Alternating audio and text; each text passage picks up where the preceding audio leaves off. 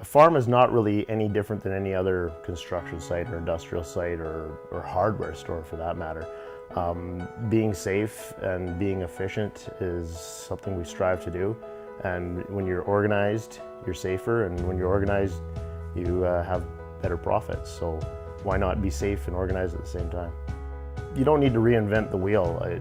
All this has been done to almost an extreme standard in other situations. So if we can pick out the best management practices of a few other industries, it's not going to be expensive because we don't have to learn that stuff. We don't have to do all of it. We can pick out these are the things that work for agriculture and do them well. One of the things it's super easy is just label things. Just this is where this goes, and then when you're looking for it, you can find it quickly. You're not frustrated. You're not fumbling around the toolbox or wherever. It's fairly simple.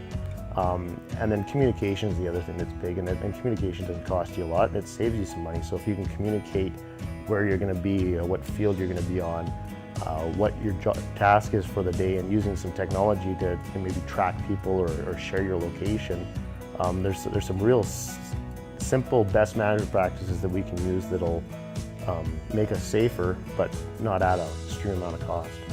Part of the problem is because our cycle time is a complete year before we're going to be doing that task again. Like you're only going to, get the air seeder out of the shed once a year. If you have a meeting before you start that season and say, okay, this is what the plan's going to be, and there'll be daily meetings, or you'll be in contact throughout the season, and at the end of the season you have a recap meeting where you say, okay, this worked, this didn't, what do we need to improve on for next year? I try and encourage employees, like, it's not a shame culture, it's supposed to be, this is what happened, I wrote it down, I took a picture of it, and share those and make sure they don't happen again next year.